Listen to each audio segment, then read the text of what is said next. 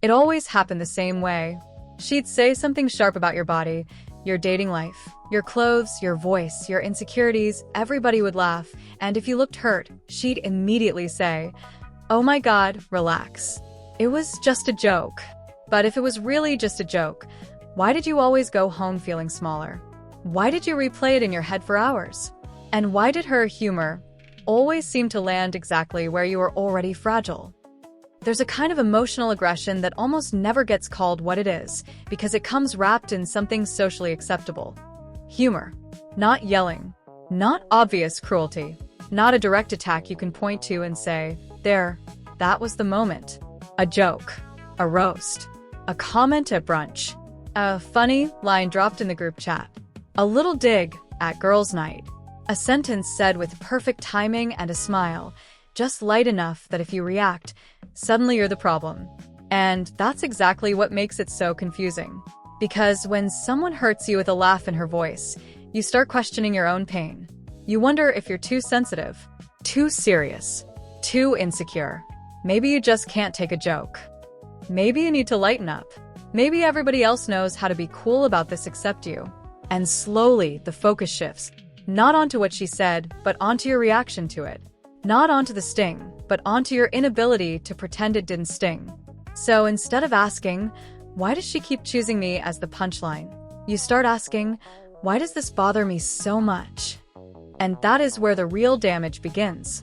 Because the truth is this: when the joke always lands on your softest spot, when it always happens in front of other people, when it always leaves you embarrassed, tense, or ashamed, then it's not humor anymore. It's humiliation dressed up as personality. And that kind of humiliation is especially hard to name because it rarely looks cruel from the outside. The person doing it is usually charismatic, funny, social, quick, blunt. The one everybody says is hilarious. The one who knows how to keep a room entertained. The one people describe as just being real or just having that kind of humor. So the whole social environment protects her. People laugh. People move on. People assume it's harmless. And if you go quiet or look hurt, the energy in the room subtly shifts toward you, like now you're the awkward one. Now you're the one who made it weird. Now you're the one who doesn't know how to relax. Meanwhile, you're the one going home replaying what she said. You're the one hearing the tone again in your head. You're the one wondering why your stomach dropped the second she said it. You're the one lying in bed later, thinking, "That was mean, wasn't it?" And then immediately answering yourself with, "Or am I just being dramatic?" That is what makes this kind of aggression so effective. It doesn't only wound you.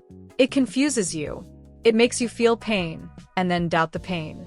It leaves you hurt, then embarrassed for being hurt. And that combination can keep a woman stuck in a friendship for years. Because she is not only trying to understand the other person, she is trying to argue with her own body. Her chest tightens, but the room is laughing. Her face burns, but the moment moves on. Her confidence shrinks, but no one else seems to think anything serious happened. So she tells herself to let it go, to be cool, to stop overthinking, to stop making everything so deep. But the body keeps score in quiet ways, in hesitation, in self-consciousness, in the way she starts editing herself around that person. And that's why this matters so much. Because there are women living inside friendships where they are being chipped away at, one joke at a time. Not through screaming, not through obvious rejection, but through little moments of public embarrassment, private doubt, and repeated dismissal. Through humor that somehow always seems to cost them something. And if that's the pattern, then it is not harmless. It is not innocent. And it is not all in your head. Let's imagine Sophie's story. Sophie had a friend named Megan. They met at work and got close fast. Lunch breaks together, weekend plans, long texts, birthday dinners, all of it. Megan had that kind of personality people are drawn to right away.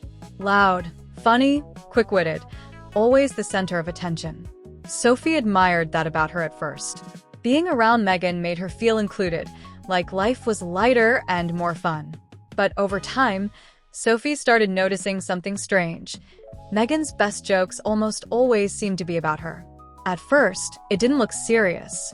If Sophie showed up dressed nicely for dinner, Megan would smirk and say, "Wow, look at you trying." If Sophie talked about a guy she had just started seeing, Megan would laugh and say, "Let's see how long this one lasts." If Sophie ordered dessert, Megan might throw in, "Bold choice, babe." Everybody laughed. Sophie laughed too. But every time, something in her tightened. Then the comments got more personal. One time, Sophie told Megan privately that she had been struggling with body image and was trying to feel more comfortable in her own skin. A few days later, at brunch with other friends, Megan looked at her and said, "Sophie's in her healing era now, so nobody say anything triggering around the bread basket." Everyone laughed. Sophie smiled because she didn't know what else to do. But she felt heat rise in her face instantly. Another time, Sophie was excited because her manager had complimented a presentation she worked really hard on. Megan replied, in front of coworkers, "Okay, somebody got one compliment and thinks she runs the company now." Again, people laughed, and the pattern kept building. If Sophie wore makeup, Megan would say, "Who are we trying to impress?" If she felt good in an outfit, Megan would raise an eyebrow and go, "Since when do you wear stuff like that?" If Sophie opened up about feeling anxious, Megan would file it away and somehow work it into a joke later, in front of other people. That was the worst part. Things Sophie shared in private never felt fully safe. They always seemed like they might come back later, as material. And slowly, Sophie started changing. Before seeing Megan, she'd think carefully about what to wear, what to say, what not to mention. If something good happened in her life, she hesitated to share it. If she felt insecure about something, she kept it to herself. If she was dating someone new, she downplayed it. Because on some level, she already knew whatever she gave Megan could eventually become a punchline. But even then, Sophie still couldn't bring herself to say, "This friendship is hurting me." Because Megan didn't seem cruel all the time. She could also be supportive, generous, fun, sometimes even affectionate. And that made everything more confusing. So Sophie did what so many women do in these situations. She started doubting herself. Maybe I'm too sensitive. Maybe this is just her personality. Maybe I need thicker skin. Maybe I need to learn how to laugh at myself. And that is exactly how this kind of aggression gets in. Not just through the joke itself, but through the way you slowly start training yourself to tolerate what hurts you. So why does this cut so deep? Because this isn't really about humor. It's about power, exposure, and control. Healthy humor makes people feel included. It creates connection. You laugh with someone, not at them. You leave feeling lighter, not more self-conscious. But when a friend repeatedly jokes about the exact things that already make you feel vulnerable, when she puts you on display in front of other people, when she uses your private insecurities to get a laugh, and then tells you you're too sensitive if you react, that's not humor. That's emotional aggression wearing a cute outfit. A lot of people use humor as moral camouflage.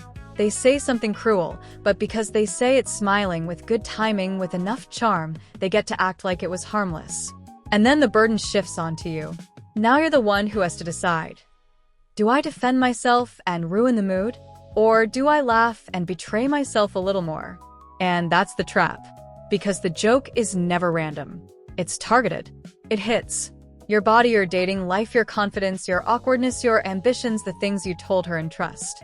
That's what makes it feel so destabilizing. On the outside, it looks small.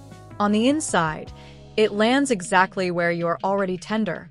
This is one of the clearest forms of relational aggression, subtle humiliation, social exposure, and emotional domination that are easy to deny because they come dressed as banter. And in American social culture, this can be even harder to name because sarcasm, roasting, and playful mean humor are often normalized, especially in friend groups where everybody wants to seem chill, confident, unbothered, funny. So the woman being hurt doesn't just feel hurt. She feels embarrassed for being hurt. That's why it takes so long to name. Sophie didn't need Megan to scream at her. She didn't need some huge, explosive moment. Her body already knew. She felt it every time she left a dinner more insecure than when she arrived. Every time she noticed herself rehearsing what she was going to say before seeing Megan. Every time she hid something good because she didn't want it turned into a joke. That matters. When someone consistently makes you feel self-conscious, exposed, stupid, needy, unattractive, dramatic, or too much, and then tells you it's your fault for not taking a joke, that matters a lot. Because now there are two wounds: the humiliation itself and the gaslighting that comes right after it. You were hurt. Then you were told your hurt wasn't valid. Then you were expected to laugh. That is not lightness. That is not closeness. And that is definitely not emotional safety. And this is where the deepest damage happens. Inside you. Because this kind of friendship usually doesn't destroy your self-esteem in one obvious, dramatic moment. It doesn't come through one giant betrayal that makes everything suddenly clear. It happens slowly, quietly, in tiny doses, through repetition, through moments that seem small enough to dismiss, but not small enough for your body to forget. Sophie didn't just start feeling hurt. She started feeling wrong. Wrong for being bothered. Wrong for feeling embarrassed. Wrong for sensing that there was something cruel underneath the joke. Wrong for not being cool enough to laugh it off. Wrong for not knowing how to take it lightly. Wrong for leaving those conversations with a knot in her chest when everyone else seemed fine. And once that starts happening, something inside you begins to shift. You start editing yourself. You stop sharing too much. You stop celebrating too openly. You hide the things you're proud of. You become careful with what you wear, how you speak, what you reveal, how excited you sound, how confident you look. You start trying to be less visible, less expressive, less easy to target. That is a huge emotional cost. A friendship that should feel like a place where you can exhale starts feeling like a place where you have to manage risk. A place where you scan a room before speaking. A place where you calculate how much of yourself is safe to show. A place where you're never fully relaxed because some part of you is always bracing for impact. And the worst part is, because everybody else is laughing, you may even start feeling ridiculous for hurting. You think, maybe I'm the problem. Maybe I'm insecure. Maybe I'm making too much out of something small. Maybe I need a thicker skin. Maybe I just don't know how to laugh at myself.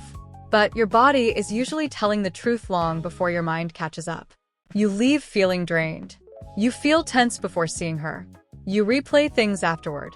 You think of better responses hours later. You notice that your confidence shrinks around her. You hear her voice in your head after the interaction is over. You start dreading situations that are supposed to feel fun.